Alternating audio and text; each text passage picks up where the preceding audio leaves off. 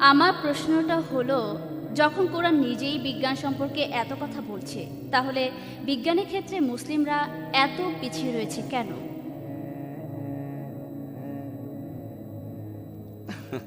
বোন, আপনি প্রশ্ন করেছেন, যখন কোরআনে এত বেশি বিজ্ঞানের কথা বলা হয়েছে, মুসলমানরা তাহলে কেন পেছনে পড়ে আছে? বোন, আমি এখানে দায়ী করব মিডিয়াকে। আজকের দিনে মিডিয়া এর বেশিরভাগই পশ্চিমাদের হাতে।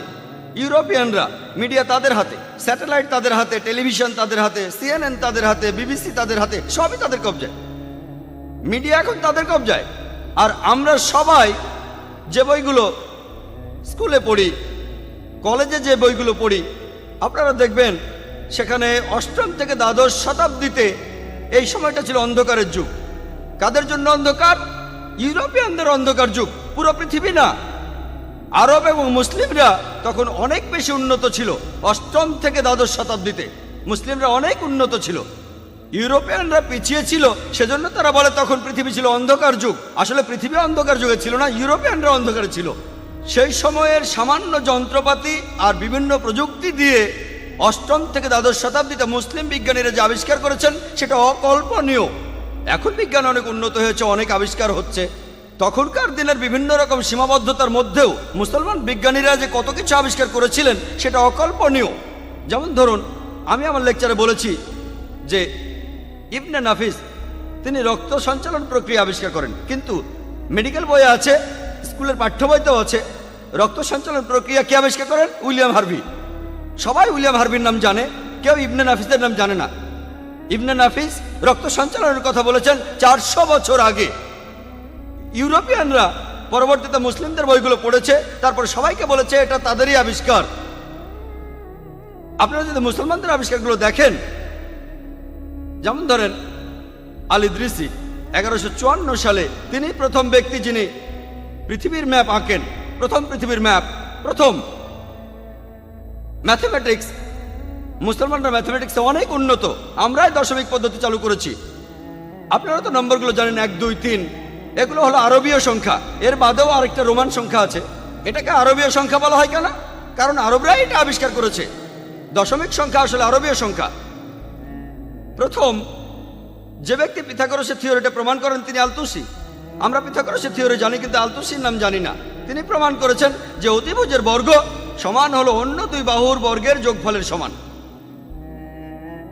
আল বিরুনি তিনি ছিলেন ত্রিকোণমিতির উপর একজন বিখ্যাত গণিতজ্ঞ। এরা সবাই খুবই বিখ্যাত। আল-খিন্দির নাম শুনতে পারেন। আল-খিন্দি ছিলেন একজন দার্শনিক, গণিতজ্ঞ এবং জ্যোতির্বিদ। যখন বিখ্যাত বিজ্ঞানী গ্যালিলিও নিউটন বলছেন পদার্থবিদ্যার সব সূত্রই পরম সূত্র, খিন্দি বলেছেন যে সব সূত্রই হচ্ছে আপেক্ষিক।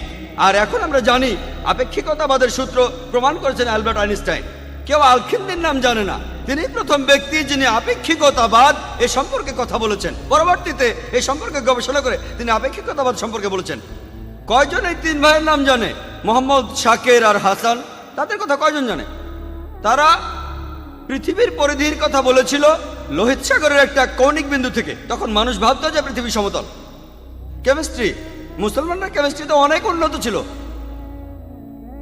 ইবনে আয়ান, জাবের ইবনে আয়ান, ইউরোপিয়ানরা বলে গেবর, তাই যখন আমরা বইতে পড়ি গেবর আমরা ভাবি কোনো ইউরোপিয়ান, আসলে মুসলিম। জাবের ইবনে আয়ান, আমরা গেবরকে চিনি, জাবেরকে চিনি না। তিনি প্রথম অ্যালকোহল পরিশোধিত করেন।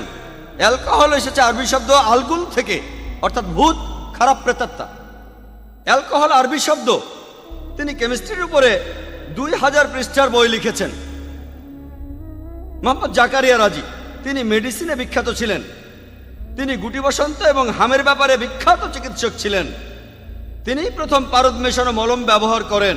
তিনি শিশুদের রোগের উপর বই লিখেছেন। এমন অনেক মুসলিম বিজ্ঞানী আছেন। আলী ইবনে আব্বাস, তিনি মেডিসিনের উপর 20টা বই লিখেছেন। আলী ইবনে সিনা, পশ্চিমারা বলে আভিসিনা, আভিসিনা শুনে মুসলিম মনে হয় না। আলী ইবনে সিনা মুসলিম, আভিসিনা মুসলিম না।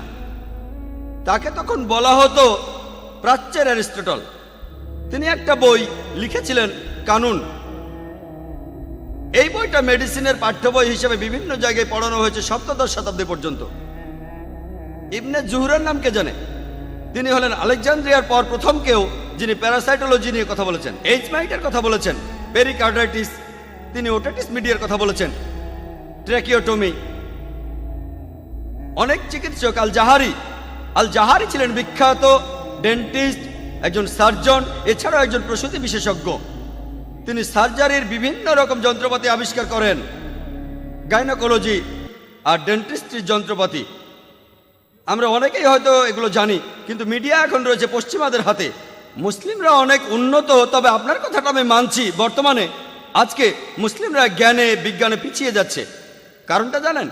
ইউরোপিয়ানরা এগিয়ে যাচ্ছে। কারণটা জানেন? মুসলিমরা পিছিয়ে যাচ্ছে কারণ তারা পবিত্র কোরআন থেকে দূরে সরে যাচ্ছে। আমরা ধর্ম থেকে অনেক দূরে সরে যাচ্ছি।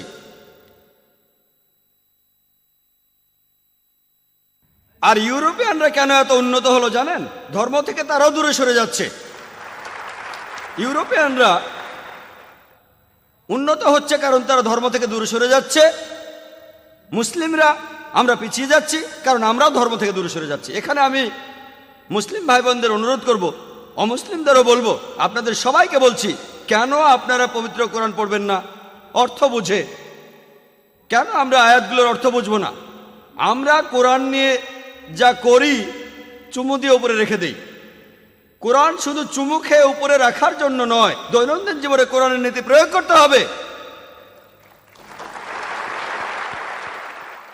যদি দৈনন্দিন জীবনে কোরআন মেনে চলেন, অর্থ বুঝে পড়েন, ইনশাল্লাহ আমরা আবার পৃথিবীতে সবার উপরে থাকবো। আশা করি উত্তরটা পেয়েছেন।